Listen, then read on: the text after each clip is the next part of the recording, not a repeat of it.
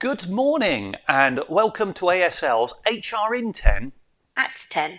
I'm Jason Perry, And I'm Kimberly Bradshaw. and each week we get together to talk about what's going on in the world of HR and employment live on a Thursday morning.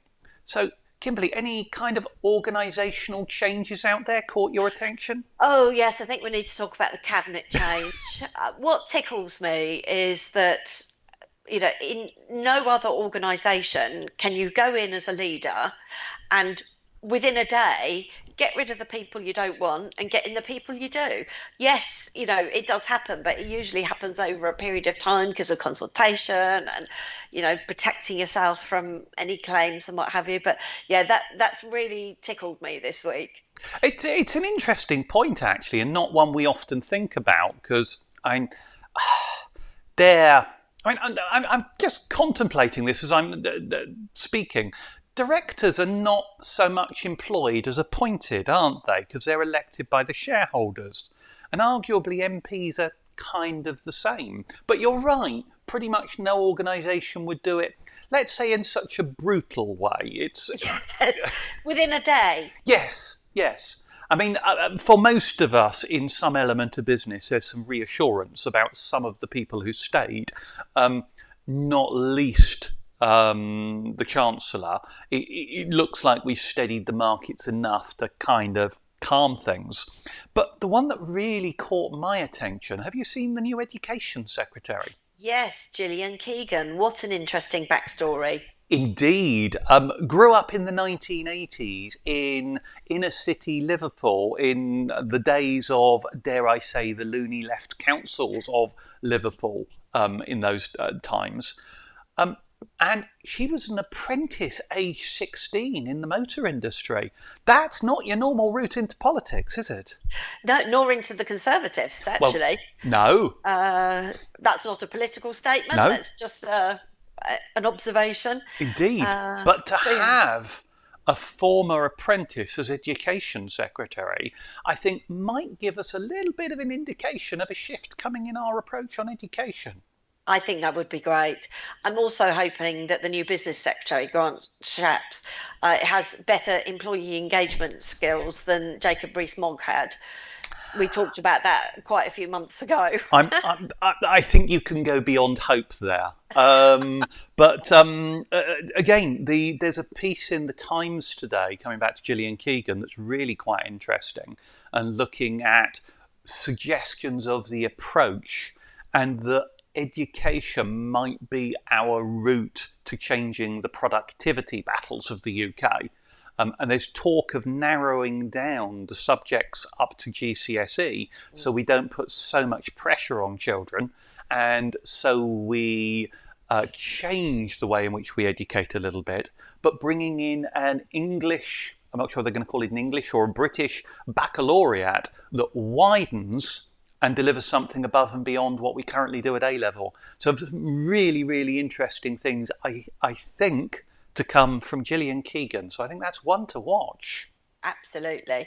And of course, the big news of the week is our first British Asian Prime Minister. How exciting is that? Indeed. Although, Irrespective of politics, do it's you know, just about. I spoke to somebody yesterday who said to me that they hadn't really noticed, it hadn't dawned on them. And I think that says a lot about Yeah. how we have broadened our approach on diversity over the last few years. I mean, I can think, in my lifetime, 20, 30 years ago, it did seem unthinkable, you're right. But what have we got? Something like, I think, 16% of the cabinet are non-white. There is She's some good. criticism that there's not enough women in there, but I think that's rather tough to do when you actually have ethnic minorities in so many of the senior posts. It's open to diversity and it's about the best people in the best roles, isn't it? Exactly, yes. And you can't have positive discrimination because you don't necessarily get the best person for the job. Indeed, indeed. But that kind of moves me on slightly to other areas we've seen this week on discrimination, and they're kind of still surprising me because I'm looking and thinking just how far we've come. and how things have changed. But there's a piece of research this week I saw that suggested 61% of black employees have experienced racism in 2021. That's a big number, isn't it? Yes, and that's very worrying. I'd be interested to know where their research came from, what kind of organizations, that kind of thing. But, that's two-thirds of the workforce. Yeah. And, I saw the same report, but that is a worry. Yes. And I mean, this report said 74% of employees had experienced racism in the past year, and that was up by 2% on the previous year. So even the idea that it may have crept up is also quite concerning. But what really caught my attention is what people were doing with this. And we had quite a bit of a conversation about it on yesterday's HR forum.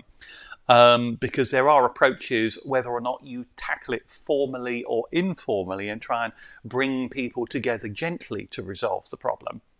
But of the people that had experienced racism at work, only 22% reported it. And that's absolutely shocking. And why? Why didn't they report it? Well, of those that didn't, nearly half said it's because they feared the consequences. Well, there's obviously a lot of employers, sorry, I'm muddling my head up now, who don't employ employee engagement tactics. Because if you've got the right culture, there isn't the fear of the consequences. Yes. And I think that perhaps goes back to that conversation I was just mentioning there we had yesterday. If you can create the environment in which people can talk openly, and arguably even somebody witnessing it, rather than, let's say, raising a grievance, going and telling a manager, can actually turn around to somebody and say, sorry, I find that offensive, and you can have a discussion about it. Perhaps that's a better culture than one where you need to feel the need to go and raise it. Yeah, it's very reminiscent of the, women's issues of, been sexually abused in some form or other at work and not reporting it. So it's a shame that things roll on in the same way. Yeah, I think it tells us what a long way we have come, and we genuinely have. But a gentle reminder, we still have more to do and trying to change that. What we don't know, of course, and this kind of interests me, is whether or not, I'd love to see some data on whether or not the majority of those cases fell within similar employers or the same employer. Because I guess once you've got the issue in one company, it's likely to be rife within that company. And that may distort the numbers. Yes, but I've experienced it myself. I was on a conference call with a black female colleague, and we were on the phone to a potential client who wanted some help around the recruitment, the questions and the job ad and that kind of thing. And he said on the phone, on a conference call, I want a white middle class male in this position. And it's like, obviously we couldn't take him as a client because that was absolutely, yes, and I said so. It's like, well, and the poor woman in the room with me, yes, it was absolutely horrific. So if only we had Zoom calls in those days and not telephone conference calls. Yeah, exactly. Yes. Yeah, let's move on a little bit. We're nearly out of time, but there's one other thing that caught my attention this week, which I wanted to just, I'm going to say, squeeze into this small space we've got left, Kimberly. Can you guess what it is? It's the sweet spot for productivity. How much space a worker needs to be at their maximum productivity levels. It is. And it's quite an interesting one because you often would assume that, either you can get more by fitting more people into an office space, or you'll get better employee engagement by having better working conditions. But there's a middle point that's optimum, isn't there? Yes. The British Council for Offices recommends that between 10 to 12 metres squared space per employee. Yes. Which which is, made me laugh because I think of so many organisations that I've worked in the past where, you know, maybe even 6 square metres was extremely generous. yes, yes. Apparently the average is somewhere around 9. But you're right, we've all seen cases where workers are crammed in, and battery farm perhaps springs to mind as a Exactly. process of trying to do things. But creating enough space, and there was a secondary point that really caught my attention, and it's Hmm. not just the let's say the human element. You've got that point of feeling you have enough space and you feel comfortable, but you feel close enough to talk to people and engage with them. But there's an eco argument that surprised me. Apparently, Yeah. your carbon footprint may be affected.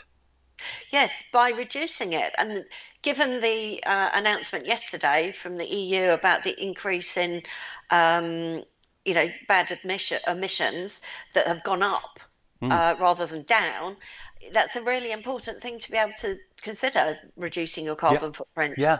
And the point being here, just for clarity, if you squeeze people into a small space, you have to do more work on electrics, plumbing, and mechanical ventilation to enable that many people to work in the space. Whereas if you run at this 10 to 12 square meters, you actually don't need, in the same way, the air conditioning type products to Mm. create the environment. And also, it could have a knock-on effect on, if people are performing better, they're more comfortable, then well-being improves, which could knock on to retention and attraction at a Indeed. time when people are really struggling Yes. to recruit across the Yeah. board. Absolutely. So, but as ever, Kimberly, we've tried to squeeze it in and we've run out of time.